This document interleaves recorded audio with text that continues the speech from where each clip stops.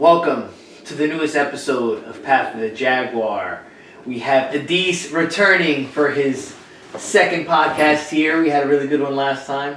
We're going to get jumping in because we're going to have a short one here. We have a lot to talk about. Yeah, the other one was kind of long, right? So we were like an hour 40 minutes, so we have to like average yours out. Yeah, we gotta keep it easy on that this time. I know what I want to talk about already, right off the jump, because we brought it up in the last podcast. Wait, do you say the name of the podcast when you start? Like, hey, this is Path of the... Welcome to the Path of the Jaguar. Also known as Path of Edis. This episode is specifically Path of the Edis, as he works his way to his... I wanted to throw that in there. Works our way towards, I guess... Being a fucking superstar, shooting bro. for the stars, with acting and... let's see. Yeah, acting and film, TV. And growing as a person. and being your best version. Well, yes. let's talk about that. I know you have a film coming in. Can you talk about it at all? It's officially announced, so we can talk about it. So it's amazing. For this, I guess growth as an actor, just doing a lot of student films and short films. But now I recently got a role in an independent film, so it should be lengthy. I got a nice in-depth role. The film is called Slumber Still. It's number 3. I forgot there's like a subtitle. What's it called? I don't know. Slumber Still number 3. The company's called Echo Productions, and it's actually done by one of my acting professors, instructors, and his I'm trying to think. So I auditioned for him, and it was intense. The role is a Spanish accent. The guy's freaking out. He's like nuts, and he's seeing stuff, and it has to do with sleep paralysis. And I really put a lot of time and effort into the audition, and I got it. So we're gonna be shooting soon. Be on the lookout for that. And I guess that's it, man. Do they have like a time frame? Like, I know you guys started recording now, but do they know like, oh, we want this done by spring? They want to start shooting that last week of April. Okay. Which is my birthday, April 29th. Happy birthday, Edis, on the path of Edis. So they found a house. I forgot where. It's nearby. It's on Long Island, but I think it's like right off of like the. You know what? I don't remember the location, but it's on Long Island. And they're gonna rent like a house, and it has like different rooms. So it's like, remember I said, it's like paranormal activity kind of feel, right? Yes. So it's like a home, and people are, they follow a couple of people having, I'm having sleep paralysis, but then the couple's having a conversation. Because there's a couple, right? So there's the guy who is my psychologist, or I guess mental doctor or something, and so I interact with him, have a scene with him, and then that carries off into his relationship, and they're dealing with what I'm dealing with, or trying to figure out what I'm dealing with. But it's a lot going on. I don't want to give too much away, so I'm going to try to... Cool. Well, one good thing is this isn't our last podcast, so you'll be able to go film, the movie come out, we'll be able to talk about it more and all that stuff. But sleep paralysis is definitely a good topic, especially like for a horror film. For the people out there who've experienced it, it's fucking trippy as fuck and all that. Yeah.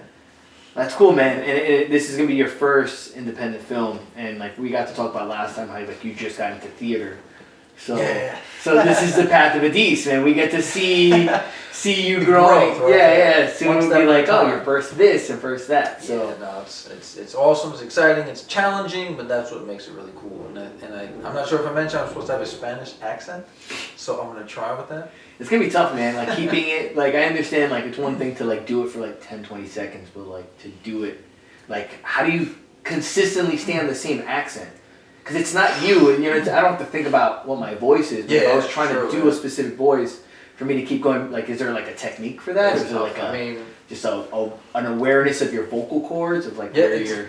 Yeah, you have to like. For me personally, like I have to like, remind myself, like get into that accent and just have that in the back of my mind. Okay, every time I talk, Spanish accent. Every time I talk, Spanish accent. So I figured out sometimes like if you're in, you're in the moment and scene's going, it comes out great, it comes out natural, you forget about it. So it's kind of like acting in general. When like you're in the zone, you have your lines, and you found your character, it just everything happens naturally.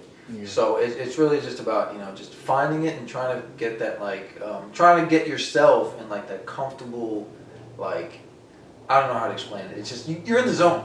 Yeah, they call it the flow state, too. That's another name for it, which, no matter what you're doing, whether you're acting or playing basketball or doing a podcast, you have to be in the flow state, because what we do as humans, we think. You know what I mean? That's one of our differential qualities. Yeah, strengths, but also one of our qualities that makes us so different from other animals, and that's kind of what pulls us out of nature. Because an animal doesn't have to think about eating, or it doesn't have to think about running away, but because we're thinking all the time, we interrupt everything with thinking. So you can be playing basketball. That's true. But because you're thinking about your bills, or you're thinking about what you're doing the next day, you're going to miss all your shots, and you're going to get all. That's so true. Everything you do. True. That's why I feel meditation is a big important thing. People talk about playing baseball. They say the worst thing to do is to give somebody get them thinking about their technique or something. That's the worst thing to do. Before they're gonna you can do that when you're practicing. But when you're in a game, that's the last thing you want to think about, because then you can't focus on what you need to do. If you're hitting a baseball, you can't think of anything, because you have that split second to make a decision and react. And so you have to be in your flow state. So in acting it's different. Acting it's not easy. Acting is you have to because I think in sports you can you're kind of running around doing stuff that you end up you can't think, because you don't have time to think a lot of the times. But in acting, you kind of have to find what you need to do that shuts that off. And it can be different things for different people. I mean, for me, it's one of the things you do is you start thinking about all your senses and what's going on in the scene. Mm-hmm. So you think about, what do you see if it's a scene, you're in a class, but if you're in a park, or you're doing a scene in a classroom, you have to think about the park, what's around you, and every little detail that you can think of is what makes it even better. It's if you're in the park and you have to think about, okay, well, there are cars driving by the park, do you hear any birds chirping, is there dogs around, what's the weather like? Mm-hmm. You have to think of everything, your mental state, and you kind of trick your brain to be there. And once you can get all those senses, you take your time with that, then it allows you to kind of fall into that flow state. So that's a way to get there.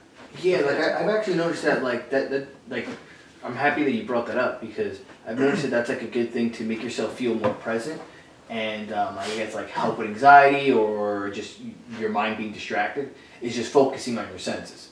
So when you're in a situation where you need to stay focused on something, but you're thinking about tomorrow or yesterday or whatever, what am I hearing, what am I seeing, what am I smelling, what am I feeling, you go through that mental process and you just feel and you immerse yourself in that. So that's a really good point, because you're at that point you're hacking your brain, and you're taking over, especially something like that where you're creating a fictional story for yourself, where you're not actually in that scenario, but you have to create that for your mind, and then it's I guess it just envelops the rest of your. And it totally works. You can trick your body. I think we were talking about last podcast, where if you stand a certain way with confidence and everything, it affects the chemical reactions in your brain, and it kind of changes things. So it's really interesting.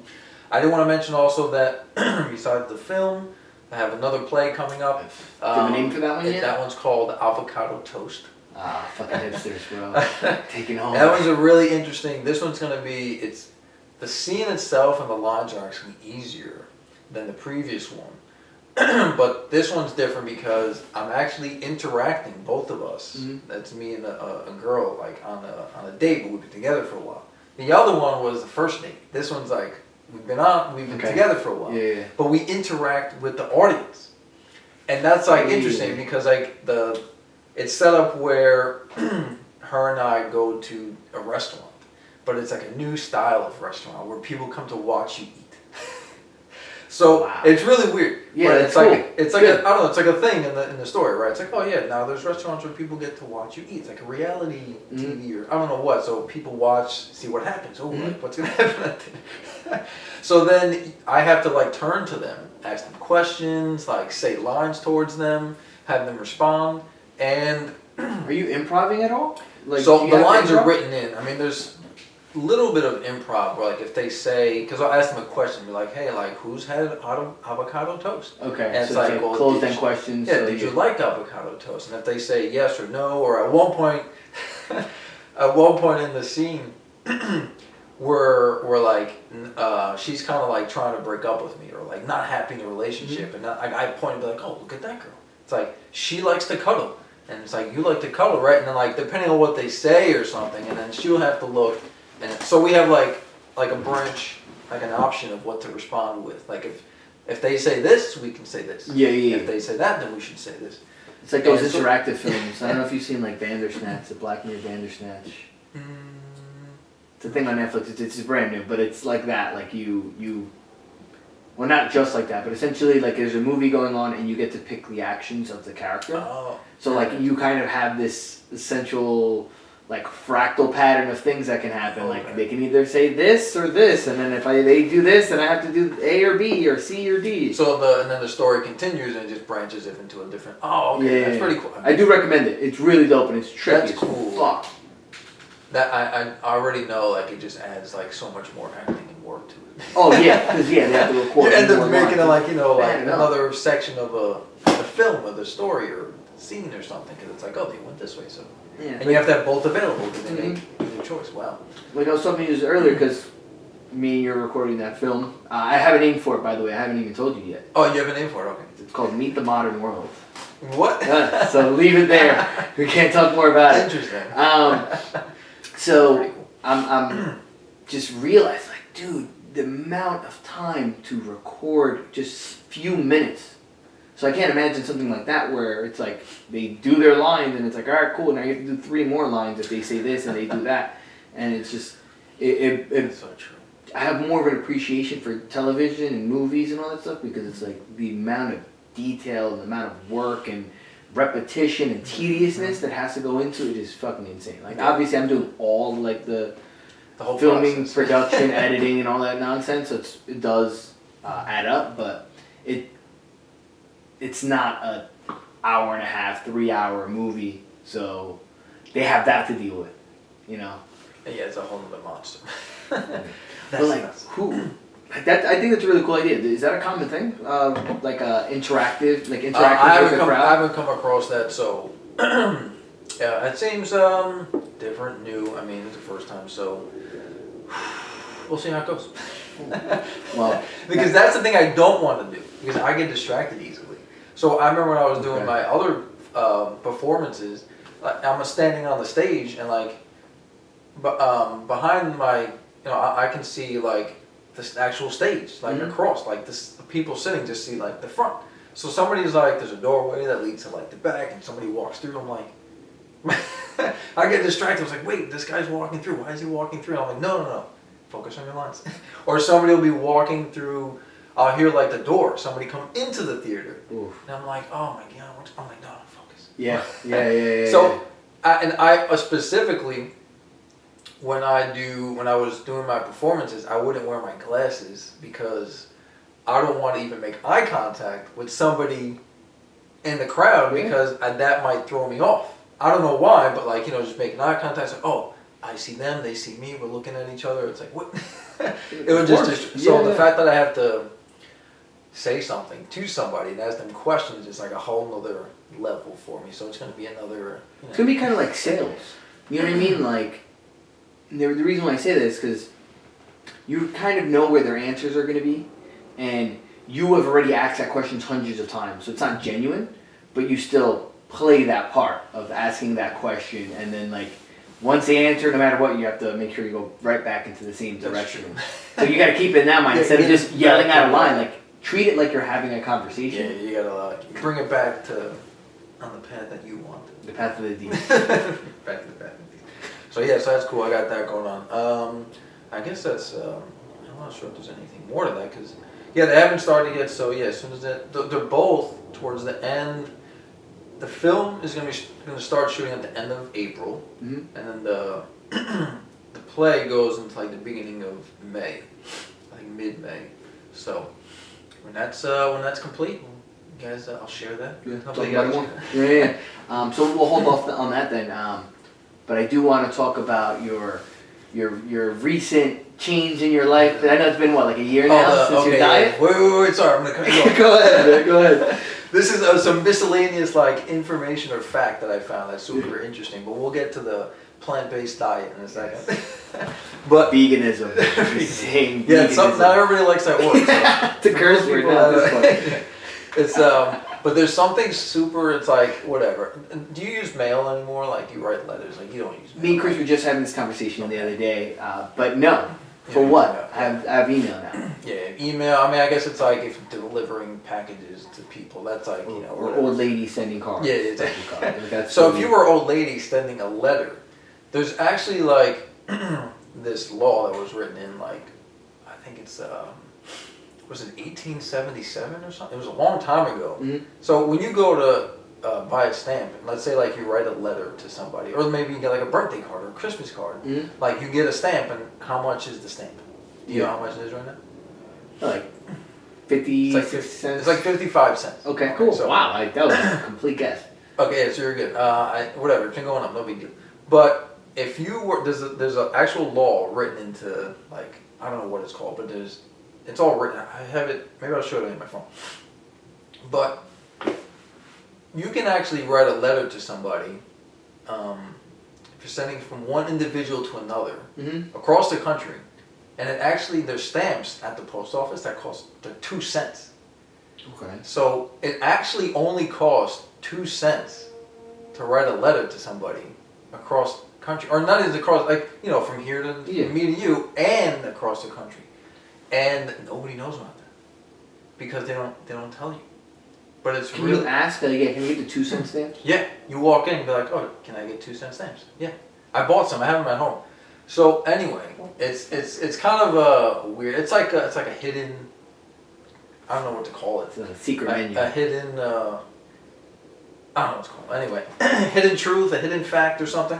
So this is. I don't know if it sounds. This looks like you're just thinking about it. Like, what's going on? Yeah. The conspiracy behind do you care if you're not? No, you're. We can talk more about the politics. Because I think at this point we're just throwing away tax money because why not have like paid FedEx or something to just mail your stuff instead of everybody paying money into this government program where they have to buy trucks, maintain the trucks, hire these workers, have benefits for them.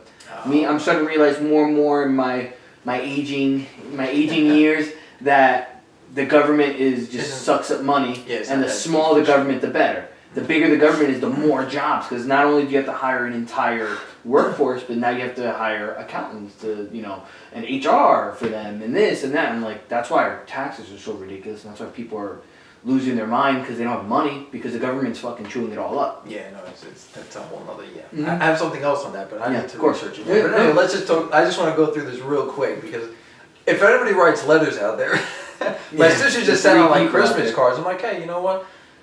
Only because it's like, if it really costs 2 cents, like tell us it costs fucking 2 cents. Yeah. Don't make us buy stamps that are 55. I mean, like, what is that? That's like such a huge difference percentage-wise, especially.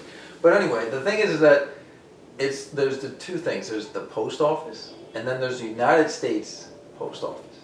So those are like, it's like postal service. So anyway, United States. So there's USPS and then the post office. So the post office is actually like a government thing. The USPS is actually a private company on top of the post office that was put into, I don't know how or when, but like they kind of like, I forgot, I don't have all the detail on that, but like they basically like came in, I don't know if they were like brought in by the government. So like the post office or whatever, they're really two companies in one. So when all you have to do, I mean, if anybody cares, is that you just have to write your address slightly differently. So instead of writing New York, NY, you write the full word, N-E-W. Write it full out. New and then York. And you don't put the zip code. So when you do that, you're kind of you're telling the post office, UPS, like / whatever company, like, hey, I want to use the government service that only cost me 2 cents to send this letter. But as soon as you write, yeah, done. So I'll send you a picture of that too. So yeah, I wasn't gonna tell you unless I had 100% proof. Yeah. So I mailed a letter, and I mailed it from like my mom's house to my house, and I waited for it to come, and I wrote it out, and then a couple of days later, there's my fucking, there's my mail. So then yeah, you do that with the address it's coming from, and do the address to one you're sending it to. So you just write out name. So you can't just put the 2 cent stamp on it. You have to write that. You have to write it differently, because it's almost like the best way to describe it is like, because I do accounting during the day. So if you go to my accounting office, there's my boss, George, and then there's me. Okay, but when you walk to the door, it's just accounting firm, right? It's number 202. You walk in, imagine you're going to do your taxes. And you're like, I'm going to do my taxes. You walk through the door and you go to George. But it's almost like this whole time you could have went to me, and I would have charged you a lot less. Yes, and it's just a door over. And just a door to walk in. It's like there's this other place right inside the same place that if you would have came to me, I would have charged you less. But you didn't know. Nobody ever told you. You just went to do your taxes and you went here. Purposely kept a secret. Yeah, because even think about it, when you're in school, they teach you how to write. They teach you how to write. But they don't say. They don't say, hey, if you write it this way, it's actually 2 cents. So when you're writing a letter from like, you're in school and you're writing like a pen pal letter or whatever they're called, right? Did you do that? That like, hey, they teach you like, oh, write this and put the zip code. It's like, no. If you write it this way, you write out full state, and you write without the zip code, it actually goes perfectly fine. It has to be under 0.5 ounces, which is normal. And if it's above that, you put another 2 cents for every 0.5 ounces.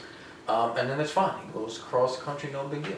So it's just something like that. It's just like annoying because it's like, it's not the truth. I'm all about like, hey, give it to me 100% straight.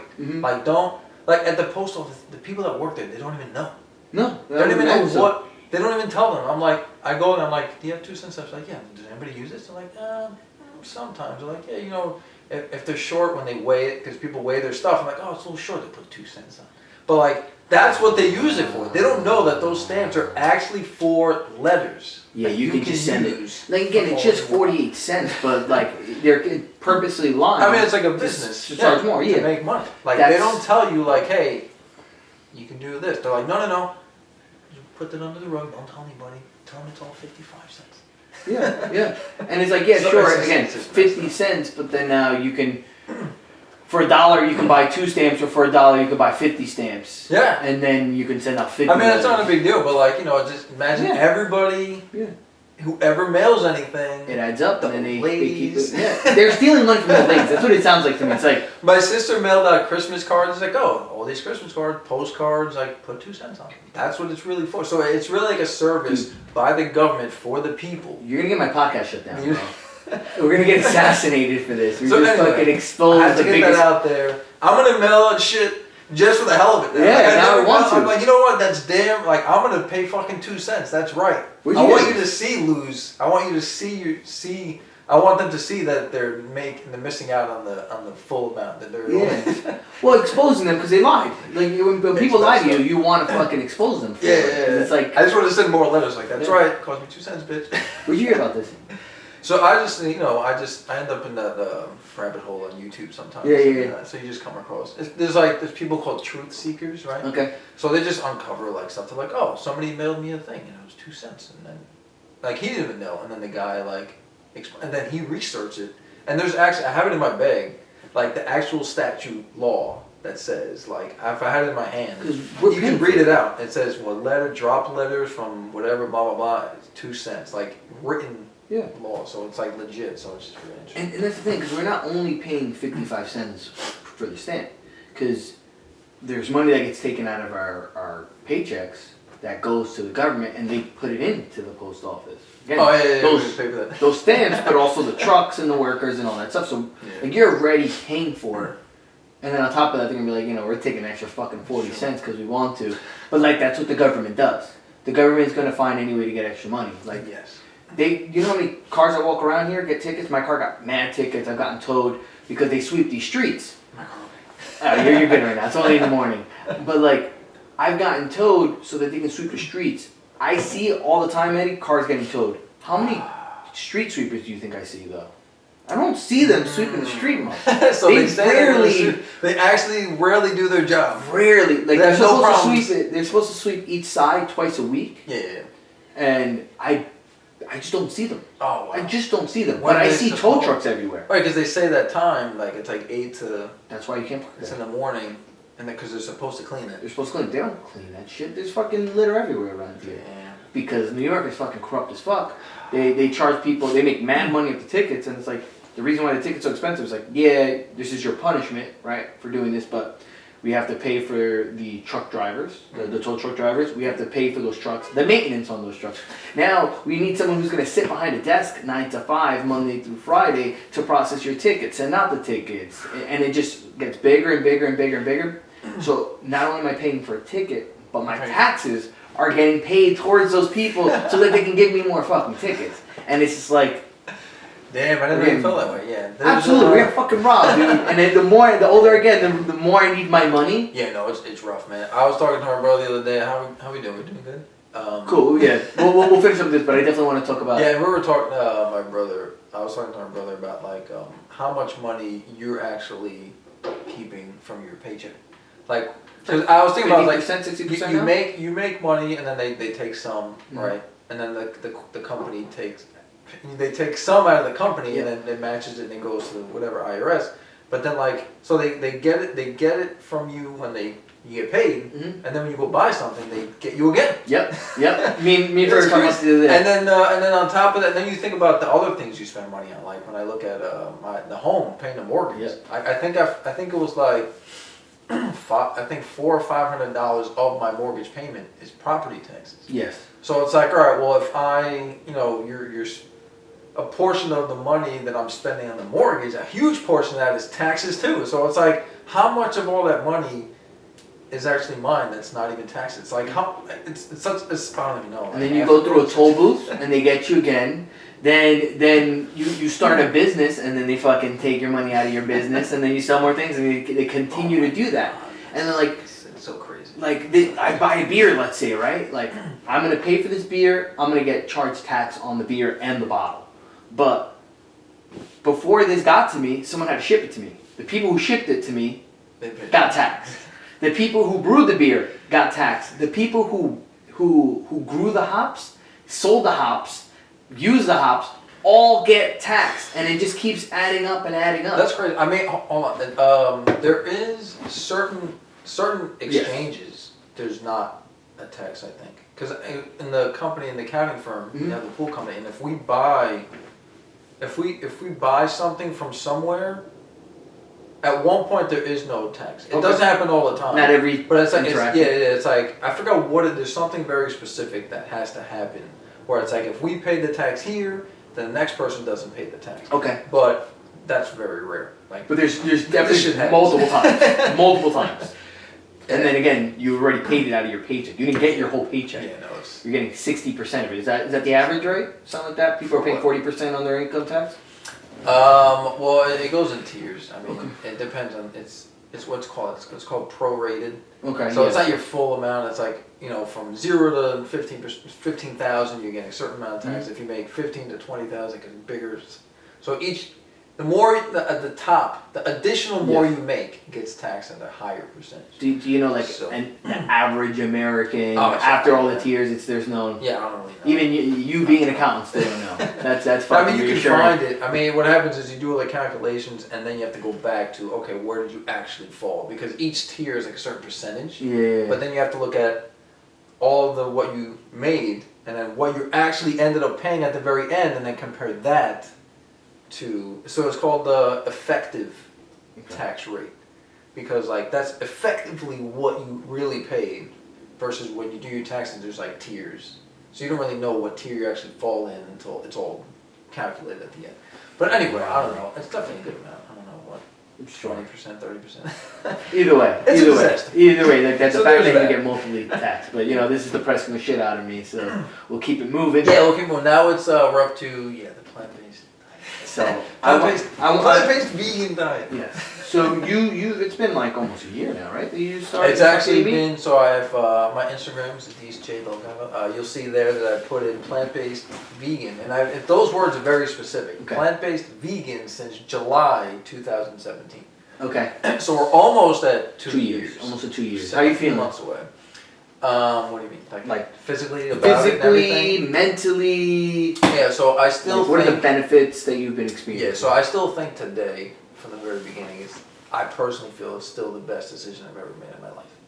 Okay. The best. No, hold on. Let me rephrase. The best and the most important decision I've ever made in my life. Okay. And I know it sounds pretty extreme and pretty big. Yeah. But I think about like the long term, how I'm affecting the environment, and health long term and all that stuff like. That it's just it's so impactful in so many areas, and that's why I think it's like so big and important. Yeah, like we can even just dissect that one part of health, like because somebody would be like, "Oh, you being vegan is the most important thing you've done," but it's like, yeah, I'm gonna live fucking longer if that's the case. Let's say, yeah, because like whether it's this diet or that diet, if you are choosing to be healthier, not only are you gonna like operate more efficiently, you're gonna be able to move around, you're gonna feel better, your head's gonna feel better, your mood's gonna be better, and you're gonna live longer. So yeah, that's not, it doesn't sound like an exaggeration. Yeah, so that's good that you hit all those points. So like, you're obviously very aware and have the information of what, all the different effects and stuff. But you understand. I know you know. Let them know. So that they can see like I'm not being biased. Yeah, I'll be biased. Towards you at least. Yeah. So I mean like, it's not the only thing in the world you can do to improve your health. So it's like, if you exercise, that's a huge impact on different parts of your health and stuff. But so I guess me personally, so right away within like the first so I did it slowly over time. So I just came across it. And it's funny because I have to mention, it's like, I wasn't vegan my whole life. Because it's weird, like you talk to somebody and they're like, oh, he's a vegan. Like, and they don't separate the fact that like, at one point he wasn't. Yeah. At one point, like I didn't want to be vegan. I never like, oh, one day I'm gonna be vegan. Like, I never even thought I was ever going to be vegan because I've always seen, it to me, before this, it always seemed like a weird fucking thing. It's like, oh, this guy's vegan, like what? He's doing some weird, oh, I didn't mention. I'll throw this in here real quick, but I started the beginning of a YouTube channel where I uploaded 4 videos. 2 is on veganism and then 2 is on vision improvement. Yes. So I kind of talked about one of these things. So we'll plug that in. I have a YouTube channel. Anyway, what's the name of the YouTube channel? No, it's just my name, Edis Delgado. Cool. Like, my thing on a long term, I just see it as like a lifestyle. It's not like a specific topic. It's just like, hey, like this is me. This is what I do. And I have a lot of information to share, and if you guys want to check it out, do it, but it's still early. I only got 4 videos. So anyway, so I did a video where I talked about like how veganism is like, generally it's kind of, people are more aware of it now, but to me it was always like a weird thing that people did, and they're like, oh, they're just doing something different, like it's just odd, like they're just weird people. They're like a weird minority that doesn't do the normal thing. And deprived, like, wait, you don't eat this stuff that like I can't go a meal with that? And I never thought of it, and like it's funny because, and I try to share this to people, and I try not to force it, but I kind of walk that balance of like, okay, I want to tell them, but I don't want to be that person that's like throwing the shit in their face. Yeah. So like, because there is a point where people are, what's the word? Yeah, pushy. Pushy is definitely, and also like condescending. Yeah, like I'm better than you because I changed my diet. And it's tough because like they come from like, that's so true. They come from we or they, like, once you get all this information of like, I want to talk about the environment and the animals, like it's so like fresh in your mind. You're like, oh my god, like it's horrible out there, and like you just want to tell people, but like they're not in that mental state for that. Like you know it, you have it, and you just want to fucking express it, but like you better like no, like you can't throw this shit on people. Like you need to be like, hey, like today I went and so I try to find like casual ways to bring up the topic. Not purposefully. But like if I come across, I'm like, you know what? I'll throw the word in here right now. Yeah. So I went to get some coffee. I'm like, any of these, I think I like donuts and stuff. I'm like, any of these vegan? Yeah. And actually, I ended up talking to the lady the woman at the coffee shop, and she's like, oh, you know what? No, these aren't vegan, but I've been actually looking into being vegan, and it's hard to find pastries that are vegan. I was like, yeah, it's true. And I'm like, that's awesome. Like she's into it and like she's trying. So anyway, I try to throw it in there and talk to people about it. But I wish personally that somebody would have brought it up to me because I mean I'm so open to it. So that's just me, but not everybody would be. We need to circle back to Go for it. how I. You're in charge. You want to throw anything in there? Got it. I'm a guest. I want to circle back to how I feel. Okay, so I came across little by little the information, and I'm like, maybe there's something into this. So I looked into it more, and the more and more it started making sense, the more and more I started cutting back. Instead of having a certain size piece of chicken, I'll have like a smaller size, and I have more rice, more beans, more vegetables. And little by little, and then like, I was feeling good, I'm like, you know what, I think I'm going in this direction, I'm almost there. And then I watched like, you know, a documentary or whatever, and like, you know, a moment came, and I'm like, you know what, done. I'm fucking done. Mm-hmm. Because I just felt confident in myself in my research that this was the right thing to do. And I'm not saying wrong or right, but for me, I'm just like, okay, I want to do this, it's important to me, I'm going to do this. And then within like the first 4 days, and it doesn't work like this exactly for everybody, there's different factors, but for me, because I was actually cutting down, and I think it's harder if somebody goes like 100% like cold turkey. So because I was gradually, my body was already becoming accustomed to the change. So within 4 or 5 days, tons of energy, like at the gym, like I'll do my workout, I told you some of this, like I'm done with my workout, I'm like, fuck, I can do this workout again, right now, no problems. So insane amounts of energy, endurance. And let's see, so, and then eventually I just felt, you do get like, it's not as obvious, but you do get like a mental clarity or something, because like when you eat certain foods, I don't know, you just feel heavy, you feel kind of foggy. If it's like greasy food and all that stuff, it does make you feel. And that's why I brought that up, like your mental state changes with. And people don't, it's also mentioned because people don't realize like the food you eat, like it affects your body, your whole body. Like your brain is inside your body. Yes. People don't think. Like people think food only makes you fat or skinny. That's it. And like people they don't don't realize the rest of it. Yeah, and that food affects your emotions. Yes. 100%. And people don't get that either. So like everything, it kind of seems like to me personally, like it kind of like, you know, first it was energy, endurance, and then like I noticed like mental clarity and focus, and then like you just feel, it's weird, like you just feel like, you feel like more in sync with the world, if that makes any sense. No, it makes sense, because when you have mental clarity, you are more present and you're more present, situationally aware. Yeah, like, and also too, like you wake up fully alert, you don't need coffee is like you felt like you need in the past, like you just, it's like your whole body is kind of cycles back into like the world, like with the universe. It's kind of a weird freaking thing to say. But that's how I get through. But the world is in the universe. Like, yes, come on, people. Like, so whatever, that's kind of out there. I guess it might come off as out there, but like you just feel like you're just more grounded with your everyday. I don't know, just like routine and everything. This thing was like shaking, but so that's the biggest thing. Yeah, when I go running now, after workouts, I'm not sore anymore. And the thing, why I'm pointing this out is because I switched at around 35 years old. So, and that's when like I've started to feel the beginnings of like old age. I think, because like I was coming home from work and just super tired, and I'm like, you know, once you get to high 30s, like you're considered like, oh, you're getting old, right? Yeah. Oh yeah.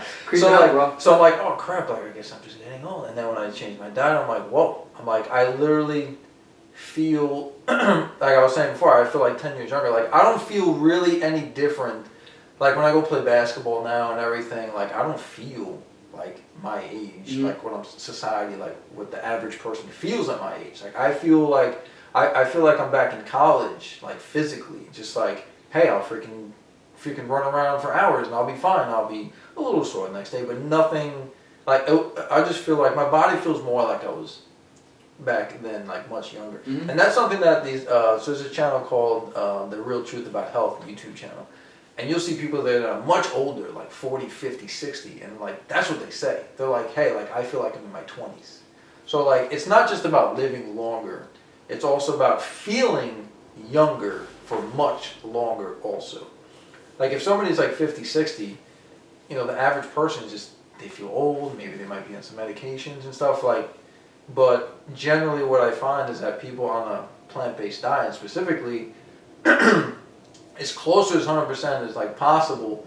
We can get into that if we want at some point. That like it's not just extending their life; they feel so much younger. You know, they might look older on the inside, on the outside, but they just feel so much younger. Yeah, compared to what if they're diet The average was, person. yeah. And it's funny because like again like veganism seems like this new movement, and maybe specifically veganism, but vegetarianism has been around forever. Like like I went to a Hare Krishna church recently. It's an Indian religion, and like one of their sacraments, one of their sacrifices, I guess, is that they don't eat meat.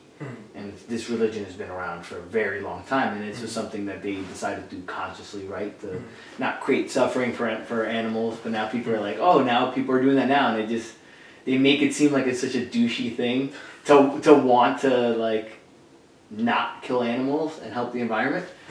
But yeah, some people like the reverse spin on it or something, and it's just it's just which makes because I to now argue against it, there are people who are. Have you ever heard the term value signaling? No.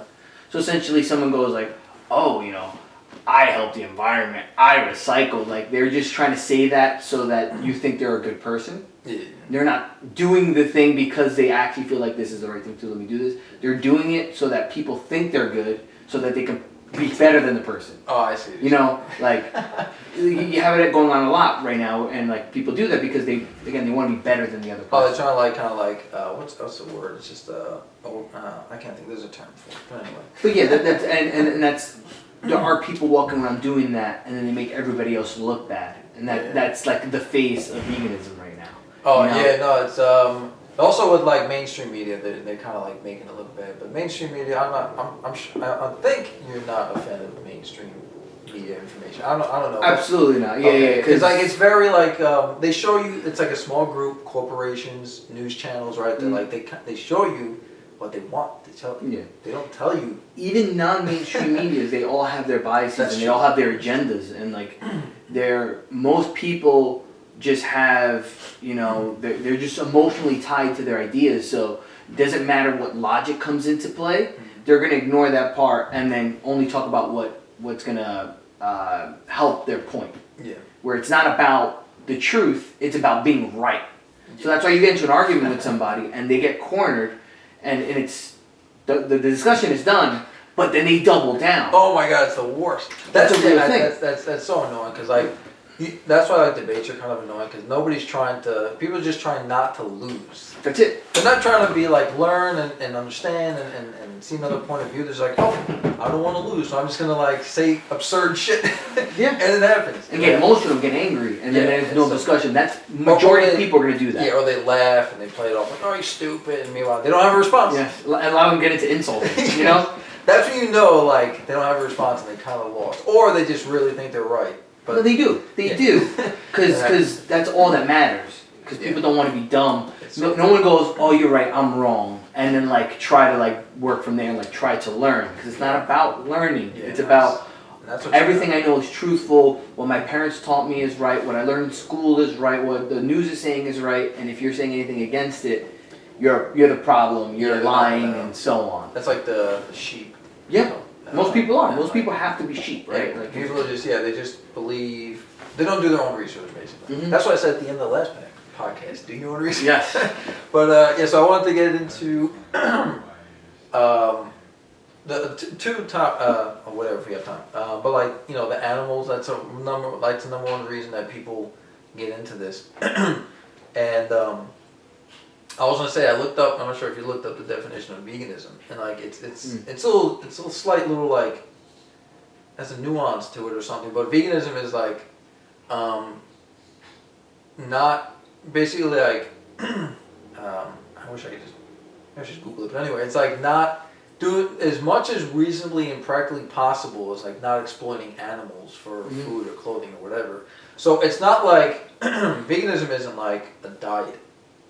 It's just like it's like okay when it's a way of a day-to-day choices you're making. It's a religion. A way. I think in a way. Okay. Like it's a way of life. It's a way of living. Oh yeah, because people like if you're Christian you follow like the whatever it's what's in the religions? What, Ten Commandments or something? Yeah, exactly. Okay. Like, this is the way you live. Like, I know part of veganism is like not using shampoos that were not even made out of animals, but tested on animals. Yeah. That's because they want to live their life day-to-day basis, and if they can choose to not contribute to suffering of other beings, then like that's a better choice. Yep. And like I haven't gone, for other vegans out there, and like I haven't dove deep into like finding those products where it's like this wasn't tested on this thing, that wasn't tested on that thing, and like I still have to do it, and it's a process. If you really, to get to that, like it's not easy because like so many products are like tested on animals or made that has some type of like animal product in it. It's like you come across, you're like fuck.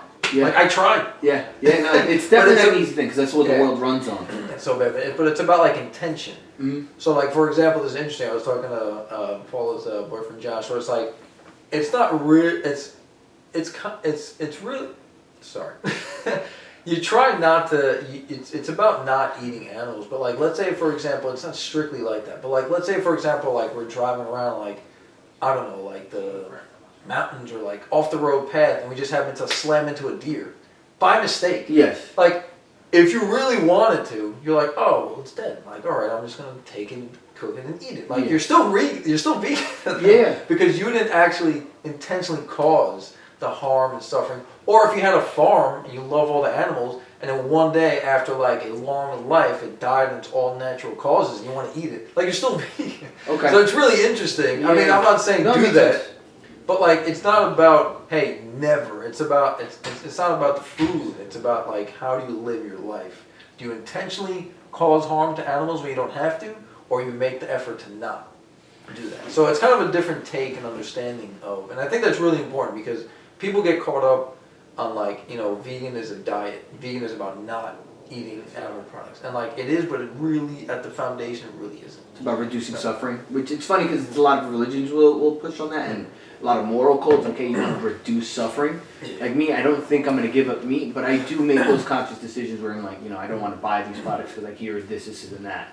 And I don't want to spread negativity and all that. And I know the environmental thing is big too, because I want to be environmentally conscious, but there's to a certain extent. Like I still have to drive to places. And exactly. I still need to use heat. Yeah, but so it's all about how much can you realistically reduce it without really changing your day-to-day life at the same time? Because if you can say, hey, but you want, you're messing up the environment, it's like, well, or hurting beings, it's like, well, when you drive your car, you might run over a squirrel. It's like, well, either I don't drive my car, or I drive my car. Yeah. But it's also, they make the example with like, besides running over a squirrel, like there's still car accidents. Yes. Like we accept a certain amount of suffering or whatever, like effect on other beings, to the point where like it's part of society where it doesn't really impact. Because if we say, hey, we don't want to hurt people, then we would have to stop driving. You're not going to stop. We would have to kill ourselves because like your existence creates suffering. Yeah, exactly. Life is suffering. So you go back down to a point, and that's what causes debates. I mean, I don't want to go too far into this, but like it causes debates where like people are like, oh, so you draw the line at chickens, pigs, and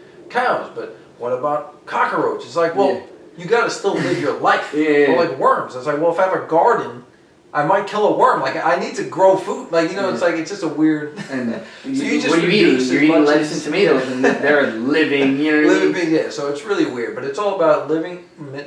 Reducing as much as practically possible without we can still live in your everyday life and stuff. So that's interesting. But I guess with the animals specifically is like I started to learn like how the food is produced. So like, pigs, how smart pigs are. Yes, I hear a lot about it. Yeah, so they're like the 5th smartest, like. Yeah, they're smarter than dogs. Yeah, it's crazy. So like they're killed standard practice. Not all of them, but this is part of the standard practice. How they kill them is they put them alive in a gas chamber, and they're screaming and you can hear like whatever squealing. They sound like children. They sound like babies. They're freaking out, screaming, alive, and then that's how you kill them. Like. And the fact that they're like as smart as like a 3 or 4 year old, like you can, I found a video on Instagram where like you can give them like a puzzle to do where it's like they pick up a peg and place it in the correct shape. Yes. Like they can do that. And like that's just smart because people say, "Oh yeah, but we're smarter than animals." Well, there's certain pigs that are smarter than an infant. You're not going to kill the dumber infant, so you can't go by intelligence, like specifically. So anyway, they're killed horribly. And I mean, I'll kind of run through them quick. So that sounds horrific. And like, you know, me, I mean, you probably feel bad, but I feel bad to a certain level after periods of a significant period of time of taking all this information in. Like that sticks into my head more than the food I'm gonna eat. So it's like when I see food, I no longer see food the way people see food. And then like with cheese and milk and stuff. I mean, you know, you don't drink milk, right? Yeah, but you're intolerant. But like I know it's not healthy for me, even if I wasn't like. Yeah, you don't have to drink it. Like, it's not really healthy, like you said. It's actually, I mean, we'll get. But like, you know, they have to impregnate the cow. They do it, you know, right away, like 4 times as soon as it's born. Take the calf away. If it's a boy, kill it because either, you know, kill it instantly for veal. They're not going to keep it because they're not going to grow just a male cow when they can grow a female cow. They'll give them milk and meat at the end. Yeah.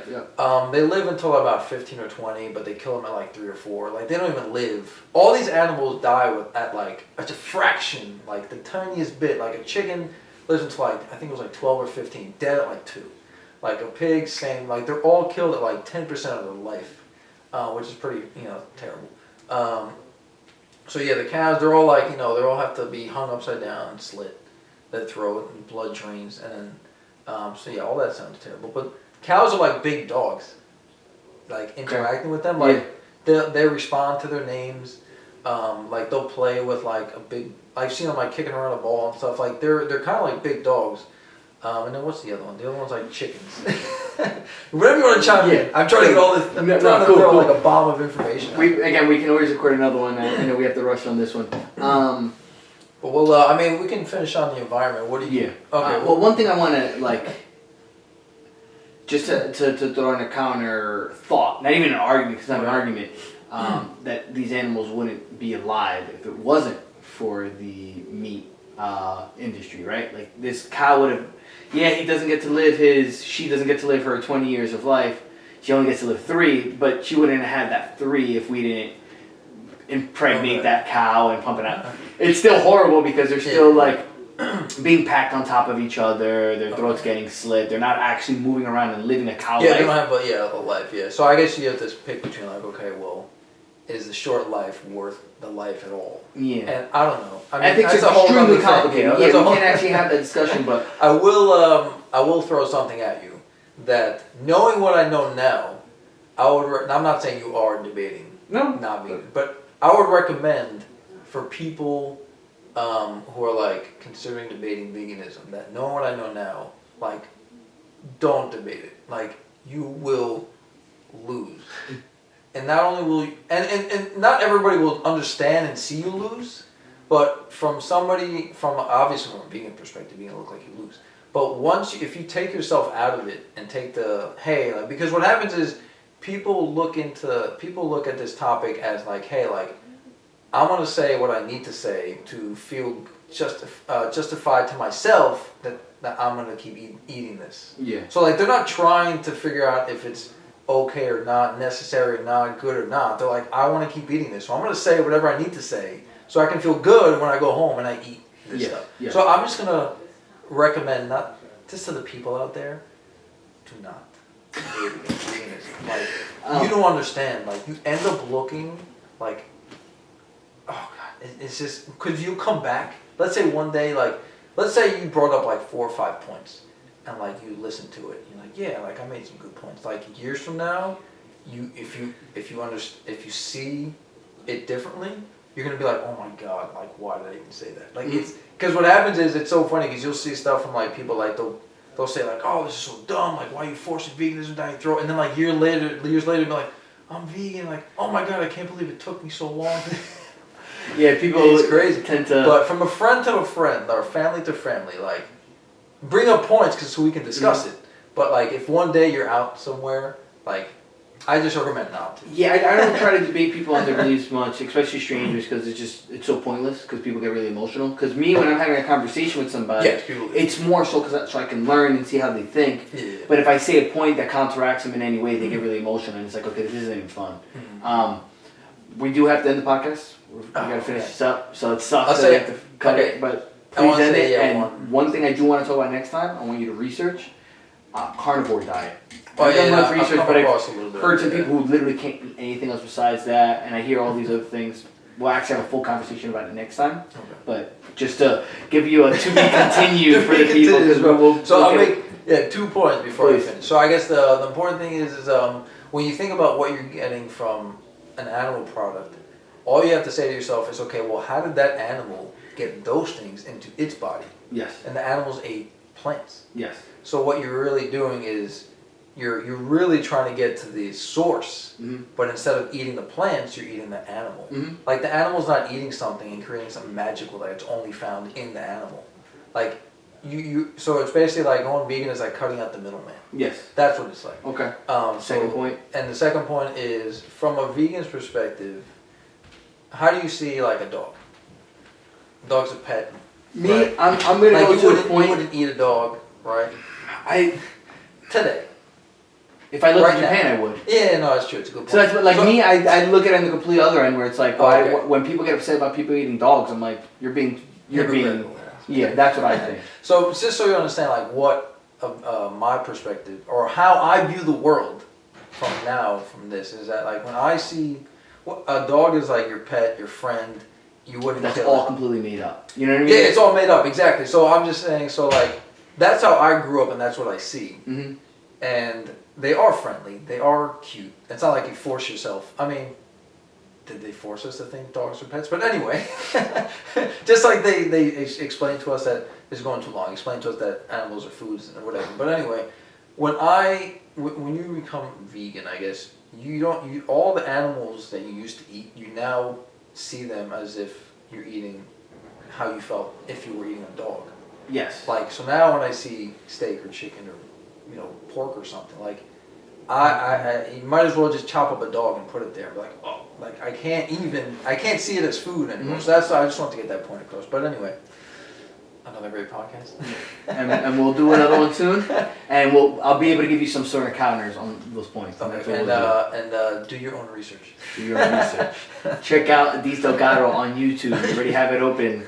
Check out Edis J Delgado on Instagram. That's Instagram, but there also is the plant-based vegan research page that I have that has charts, graphs, and stats and stuff. It's called PBV Research. Cool. Plant-based vegan research. And then check out Avocado Toast from Long Island Theaters.